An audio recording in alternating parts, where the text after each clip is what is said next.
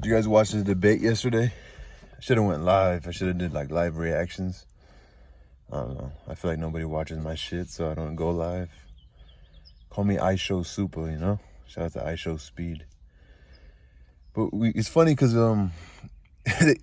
as a country, and like it just shows the scandalousness of this country in this sense. But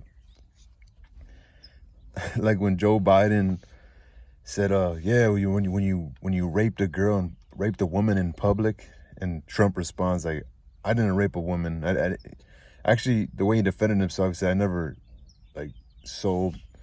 It was just crazy how we just hear that and just like let it go over our head, or we laugh about it, like how silly it is. You know what I'm talking about? But then like these are leaders of countries, and they're supposed to have like, they're supposed to be held to the highest standard, really, right?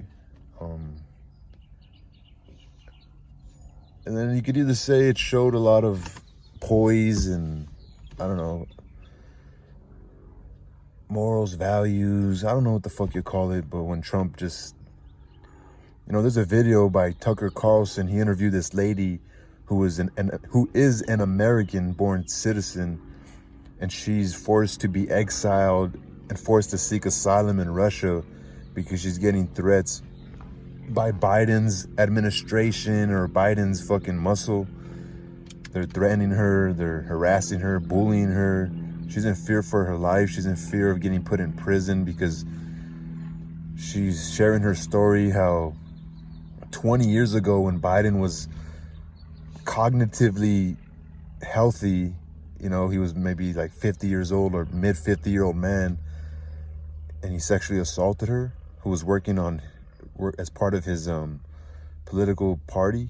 She was there to help him, you know, and he sexually assaults her in an elevator, you know.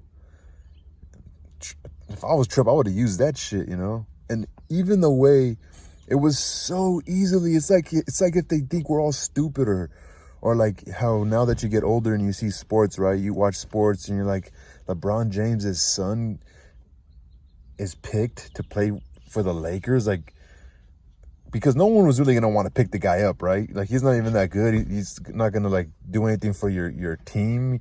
He might make you money, but is your team gonna win? I mean, but we all know it's all controlled, right? Like just the way the Lakers won in the bubble during COVID, which is like, because Lakers fan base is probably the biggest, so they were looking for a way to make money. And so, because they were losing money, and so, like, you know, and then the WWE, or like when and even in the NFL, where they cater, you know, they want to build up their superstars, right? They cater to the younger people, the younger kids that are, oh, buy me that jersey, Dad, you know. But when you get older, you realize it's all fake and it's all set up and it's all to make money, you know. It's all kind of partially a show. The way Biden knew he was losing, it's like when you're playing Madden and you have that one play that works sometimes.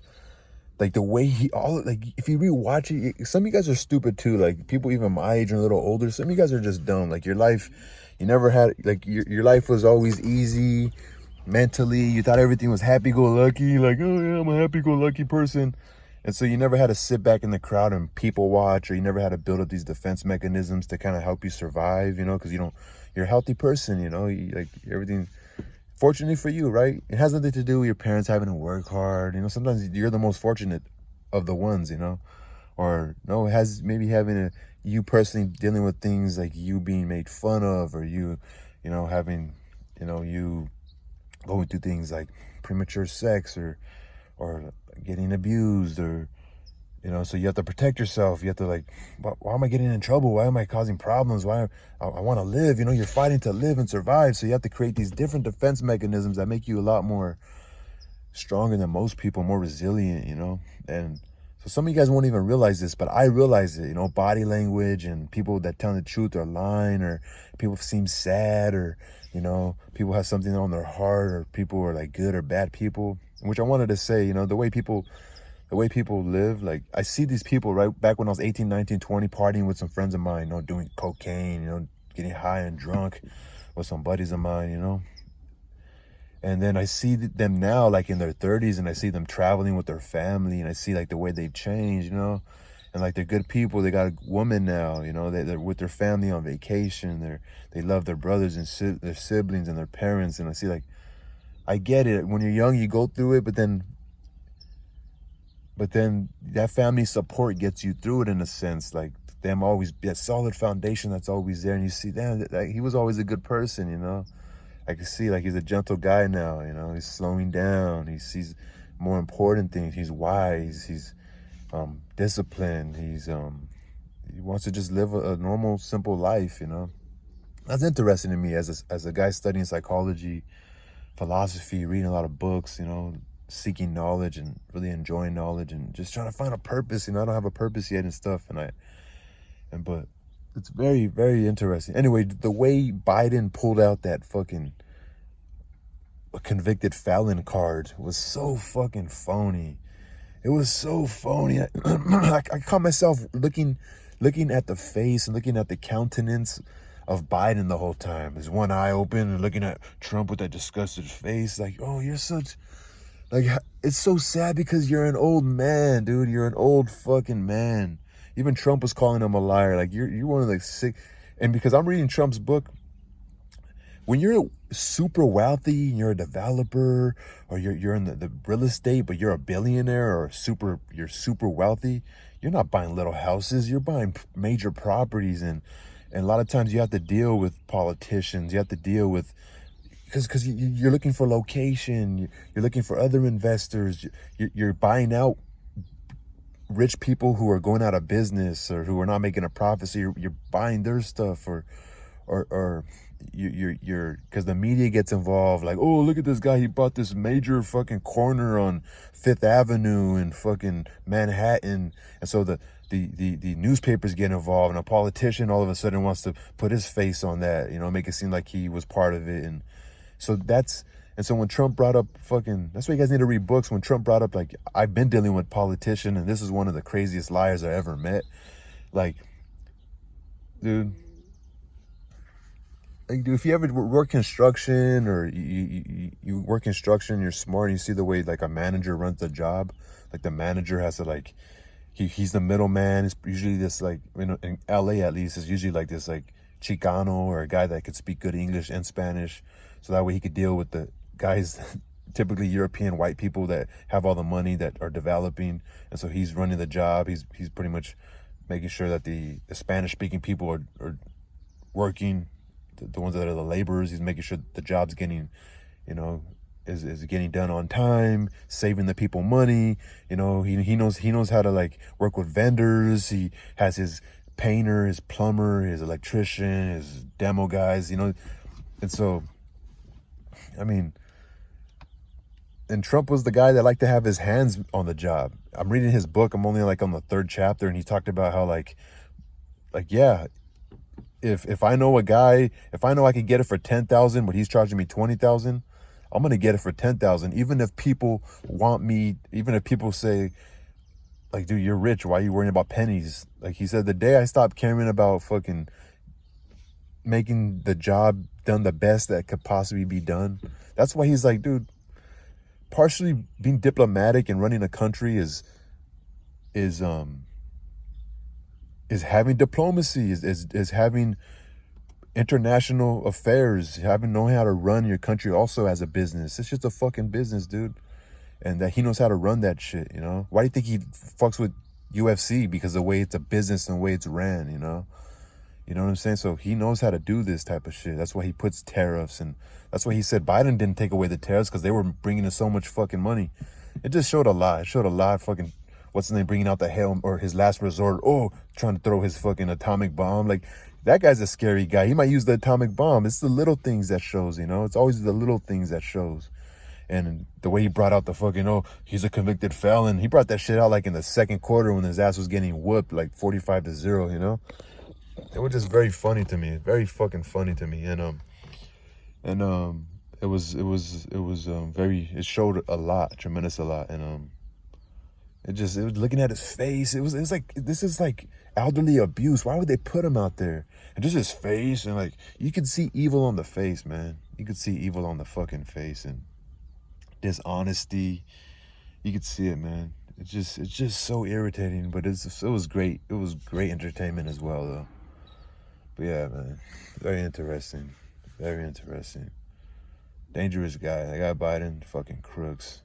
Obama, he's a fucking crook too. They're all fucking crooks. We're talking about people that don't work for shit. That don't work for anything. They just steal. They still don't give a fuck, dude.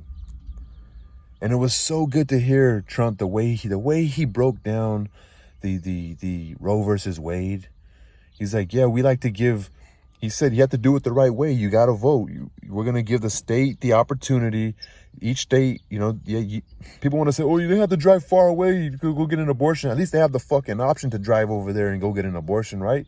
And if they really want an abortion, they're gonna go do it. But the idea is we need to do it the right way. Voting. And so it's going to push these people to vote and fucking get it done the right way, Like, he's trying to do it the right way, but you're going back to all these ideas. And just the way he said it, like, they want you to kill the baby even after it's born. And they're going to use your baby to fucking test on it, dude. For science, for fucking stem cells. Like, dude, I don't know. I'm voting for Trump for sure. I don't know if I trust him fully, but I don't know. The reason why I say that, let me just say it, because it looked like Biden was, after a while, Biden was reading off a prompt. It looked like he was reading off the prompter, which is weird. Like, did they tell Trump he's gonna read off a prompter? Don't say nothing about the prompter. He's still gonna be debating you. Okay, fuck it. He's reading off the prompter, or he's also just part of the show, and they just want us to get fucking riled up. And I even caught myself watching this shit like, I'll go to war for this shit. Like, I'll go to war for our country.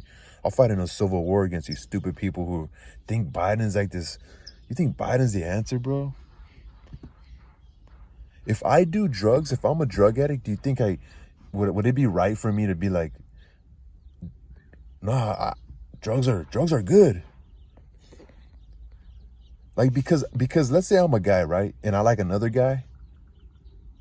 If I see data that shows like a person would be healthier, a person would grow healthier if they had a good family, a good loving family that was healthy, loved each other, respect. They have arguments, but they know how to talk about the arguments. They know how to get to hey, babe, I'm irritated right now. I need some space. I need some space, babe. I don't want to yell at you or argue or fight. I know we're struggling financially, babe. Let's just stay together. We'll figure it out. We're going to find a way, okay? I know we can't have another kid right now. We might not have kids yet. But let's not have a kid yet because we're not there yet. We'll get there. Or let's have a kid and just let's make it work, We have a mom and dad. We'll figure this out. Maybe why don't you talk to your mom more? Why don't you trust her more? Why don't you tell her? Why don't we have a conversation and say, hey, let's hold our opinions to ourselves. Let's create this new ideology as a family that we need to love each other, and only us together will do the right thing. Just because, like, I got sexually assaulted or I didn't have a father figure in my life, it made me, like, feminine, it made me over-sexualized, and maybe not have no guidance to kind of, like, keep me in check, to not see all this over-sexualization stuff, or I had a curfew, I had more discipline, and made me maybe a more controlled person, made me more aware of my emotions, that it's important to keep your emotions on check, to learn to have a balance between intelligence and physical strength.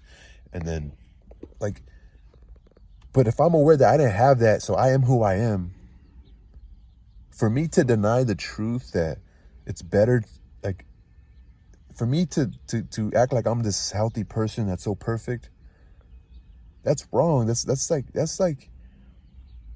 it's kind of insane in a little bit. It's being untruthful, It's like when somebody tries to tell me, why would you vote for that, or why wouldn't you be against democracy? Look, gang violence. Look at. Just one thing that stands out in the Bible is, like, once you know the truth, I'm not talking about Jesus and all this holy stuff. Once you know the truth, you're upheld to it. You're upheld to it now. You're upheld to the truth now.